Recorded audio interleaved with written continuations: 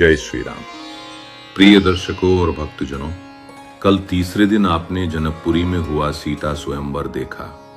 वह दिव्य दृश्य जब प्रभु श्री राम ने सहज भाव से शिव धनुष उठाया और उसे भंग कर माता सीता को वरण किया। आकाश से पुष्प वृष्टि हुई, देवता स्तुति करने लगे और धरती आनंद से भर उठी। परंतु जैसे ही धनुष टूटा, आकाश में गर्जना गूंजी और उसी क्षण महाबली परशुराम तेज से दहकते हुए जनकपुरी के सभागार में प्रकट हुए। वे क्रोध से बोले, किसने मेरे आराध्य शिव के धनुष को भंग किया? सभागार में सन्नाटा छा गया, पर प्रभु श्री राम ने विनम्रता से हाथ जोड़कर कहा, भगवान, ये सब आपकी कृपा और भगवान शंकर की अनुकंपा से हुआ है।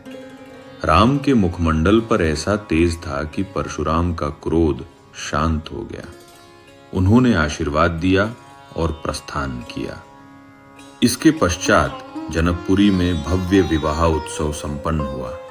राम सीता का विवाह और साथ ही लक्ष्मण उर्मिला, भरत मांडवी और शत्रुघ्न श्रुतकीर्ति के विवाह हुए। पूरा जनकपुरी आनंद से झूम उठा। और अब चौथे दिन की कथा में हम अयोध्या की ओर बढ़ते हैं। जब बारात अयोध्या पहुंची तो मानो स्वर्ग उतर आया हो। गली गली दीप मालाओं से सजी थी। घर घर से महिलाएं कलश लेकर आरती उतार रही थीं। पुरुष ढोल नगाड़े बजाते, बालक पुष्प वृष्टि करते और वृद्ध जन आशीर्वाद देते। जय श्री राम और सीताराम की जय के स्वर आकाश को गुंजायमान कर रहे थे। महल में माता कौशल्या, कैकेयी और सुमित्रा ने अपनी बहुओं का स्नेह से स्वागत किया। महाराज दशरथ का हृदय गर्व और प्रसन्नता से भर उठा। कुछ ही दिन बाद महाराज दशरथ ने दरबार में घोषणा की, मेरे ज्येष्ठ पुत्र राम का शीघ्र ही राज तिलक होगा। राम ही इस अयोध्या के योग्य युवराज हैं। ये सुनकर संपूर्ण अयोध्या उल्लास से भर उठी। नागरिक अपने अपने घरों को सजाने लगे और सबके मन में केवल एक ही हर्ष था, राम का राज्याभिषेक। लेकिन भक्तजनों, नियति को कुछ और ही स्वीकार था। महारानी कैकेयी की दासी मंथरा ने षड्यंत्र रचा। उसने कहा, यदि राम युवराज बने तो भरत का क्या होगा? आपका पुत्र वंचित हो जाएगा और आप उपेक्षित हो जाएंगी। मंथरा के विषैले वचनों से कैकेयी का हृदय विचलित हो गया। उन्हें स्मरण आया वह घटना जब इंद्र और असुरों का भयंकर युद्ध हुआ था। तब महाराज दशरथ देवताओं की ओर से युद्ध में सम्मिलित हुए थे। उनके साथ कैकेयी रथ पर सारथी बनी। कैकेयी में घायल दशरथ की रक्षा की, रथ का टूटा पहिया संभाला और उन्हें मृत्यु से बचाया। उस समय दशरथ ने कृतज्ञ होकर वचन दिया, देवी, मैं तुम्हें 2 वरदान देता हूं। तुम जब चाहो इन्हें मांग सकती हो। यही वे वरदान थे जिन्हें अब कैकेयी याद करने लगी। मंथरा के उकसावे से कैकेयी का हृदय कठोर हो गया। उन्होंने दृढ़ स्वर में महाराज दशरथ से कहा, राजन, आपने मुझे 2 वरदान दिए थे। आज मैं उन वरदानों की मांग करती हूं। पहला वरदान, मेरा पुत्र भरत युवराज बने, और दूसरा वरदान, राम को 14 वर्षों के लिए वनवास जाना होगा। हे भक्तजनों, ये सुनते ही महाराज दशरथ पर मानो वज्र गिर पड़ा। वे गिड़गिड़ाकर बोले, देवी, यदि तुम्हें भरत का राज्याभिषेक चाहिए तो मैं अभी उसे युवराज बना देता हूं। भरत ही इस राज्य का उत्तराधिकारी होगा। परंतु राम को वनवास मत दो। राम मेरे प्राण हैं, मेरी श्वास हैं। उनके बिना मैं जीवित नहीं रह पाऊंगा। हे भक्तजनों, जब राम ने वनगमन का निर्णय लिया, तब सीता जी ने दृढ़ स्वर में कहा, जहां पति हो वहीं पत्नी का स्थान है। मैं आपके साथ चलूंगी। और इसके बाद भ्राता लक्ष्मण भी आगे आए। उनके नेत्रों में आंसू थे, स्वर में करुणा और दृढ़ता थी। वे बोले, भैया, आप वनवास को अकेले कैसे सहेंगे? जब तक प्राण रहेंगे मैं आपके चरणों की सेवा करूंगा।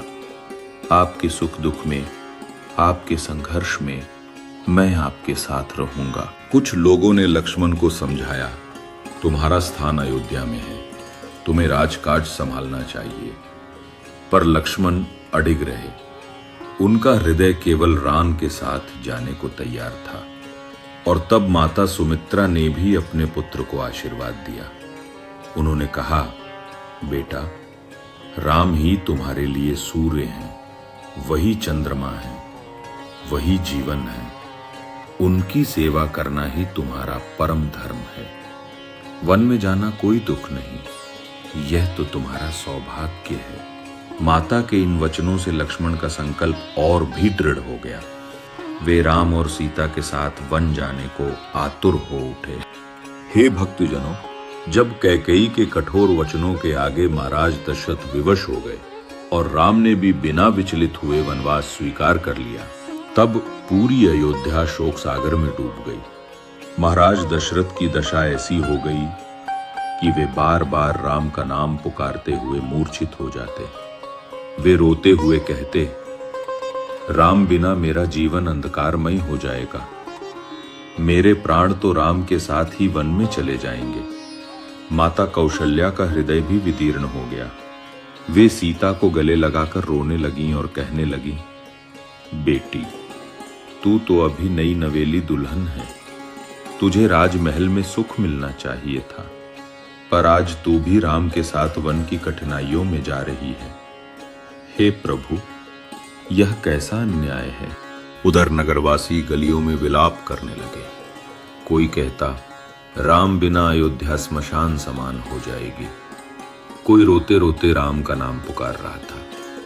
स्त्रियां आंचल से आंसू पोंछ रही थीं।